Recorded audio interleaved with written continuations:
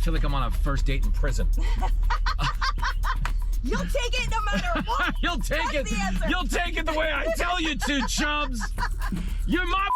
You take it all night long. What just happened? Take it in the top bunk and the bottom bunk. I want to appeal my sentence. And the latrine. Now listen to me. I'm old school, so if you want to have this talk like a grown-up, I just eat it straight up. I don't do anything to it. No sauerkraut, no ketchup, because I'm not 5. Okay, I can abide mustard, but I don't bother with it. Are you serious, dude? Just the meat and the buns? Listen, the whole point, I mean, now it's really getting prisoning. The whole point of a New York City hot dog is to build your immunity system. You're eating meat that some guy was keeping in his closet in Astoria, Queens, until he threw it in a cart, boiled it in water, and handed it to you in Times Square. Dude, that is why the whole point of a New York City hot dog is to mask the flavor of the dead raccoon you're eating. So how I take my hot dog is as much ketchup, as much mustard, as much relish, and as much sauerkraut as the bun and the thing will hold. And by the end of it, it's all over my face, it's all over my shirt, it's all over the sidewalk, and I don't care because I didn't taste cola.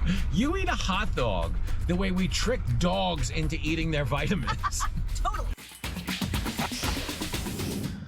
Emily Compagno still hasn't paid me for that ride, by the way. It is time for Ask a Cabbie, where we tap into the wealth of wisdom I acquired picking up drunks, punks, and monks. This week's edition includes some of your favorite Fox talent asking the questions, plus the panel will be able to weigh in as well. Let's get started. First up is Fox super hunk Nate Foy with a video question. What's up, Jimmy, the self-proclaimed Kool-Aid man of Fox News? You and I have talked about how fortunate we are to be in our positions. The worst job that I've ever had was being a live infomercial salesman. I did that for a summer. I'm wondering, what's the worst job that you've ever had? How hot is Nate Foy? My God, stick with me. I was distracted. What did Probably he say? the worst job I've had is trying to be on live TV and not get aroused by Nate Foy. I mean, if we're going to be clear, what a hunk he is. My worst job, I was a telemarketer that sold rare coins that were so rare, the people who bought them never got them in the mail.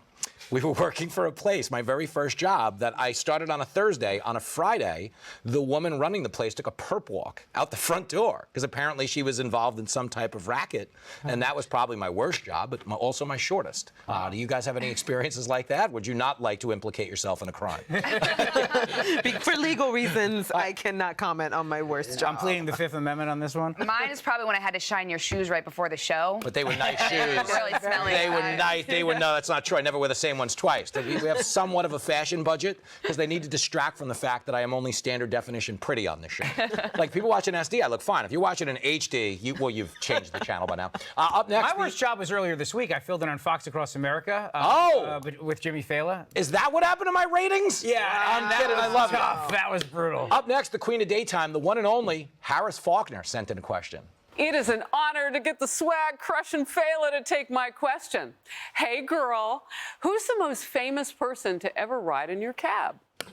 Whoa, that matters. Do you want to know the answer in this order? Yes, immediately. The most famous was Al Pacino. Okay. He was doing a movie called Righteous Kill with De Niro.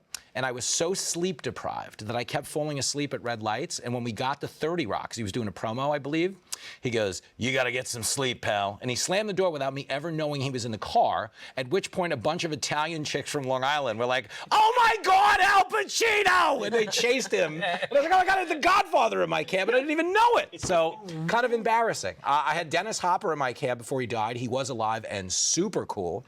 Okay. And you know who I honestly, of all the celebrities I've driven, the person I thought was the coolest? Edie Falco. Remember she played Carmela Soprano? Of course. Was really cool. Until she ran out on the bill. I kid. Edie, I love you. I'll meet you at Carmine's. Come on. Question number 3, Fox superfan Jeff H. writes in, if Fox News moved its studios out of New York, would you move with them or stay in New York? And if you did move, where would you like to move to? Now, to be clear, Jeff, if Fox needed to relocate to someplace cheaper, it's probably because of what's happening on the show tonight.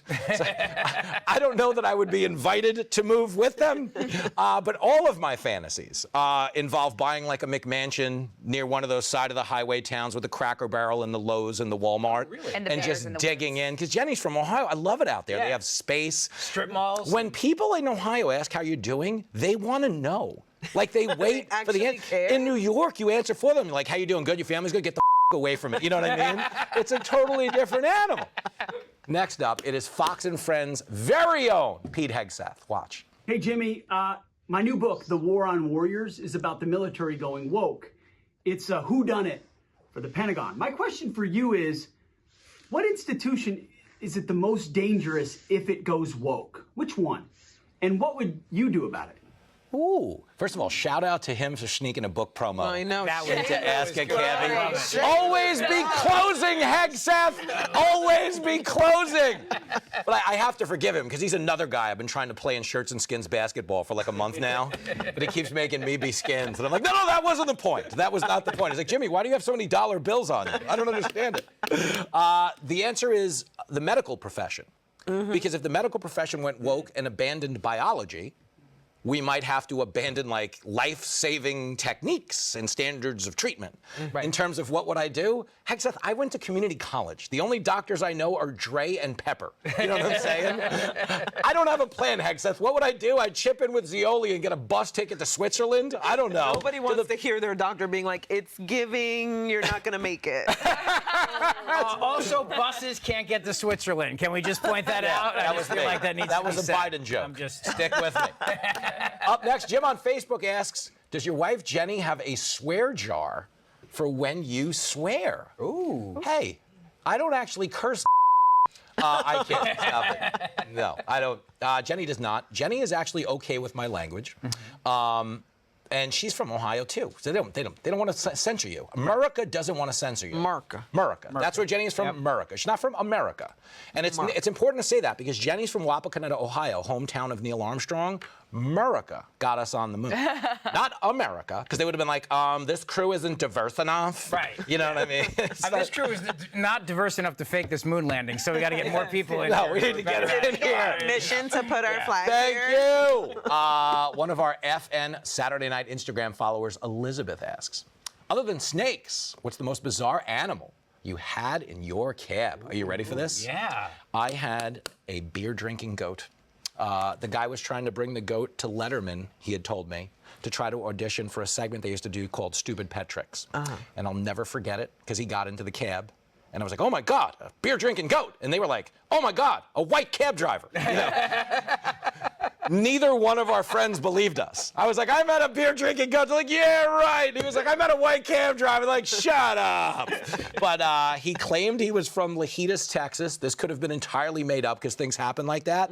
But the goat drank long neck bottles of beer in the back of my cab. And it was one of my favorite things in the world. Aren't goats already drunk? I feel like just naturally. Is that true? Yeah. The only goat who's drunk right now is Tom Brady after that roast. He is hammered. Here's a good one from Fox Business host Larry Kudlow. Jimmy, I'm just dying to know, who is your custom bespoke Savile Row tailor? Because I'm just dying to get together with him. Now, to be clear, I don't believe a word Larry Kudlow says, okay? On the economy, yes. That being said, if anybody else out there does really like my sport jackets, they do come in men's. So you're welcome to give them a shout as well. To have your question featured on our next Ask a Cabbie segment, be sure to email us at fnsaturdayNightFans@fox.com or send us a DM. Slide into our DMs on social media at FN Saturday Night. Hi, everyone. I'm Brian Kilmeade. I want you to do me a favor. I want you to click to subscribe to the Fox News YouTube page. This is the only way that I know for sure that you're not going to miss any great commentary, any great news bites, any great interviews coming your way on Fox. You can get it all here on YouTube. So subscribe right now.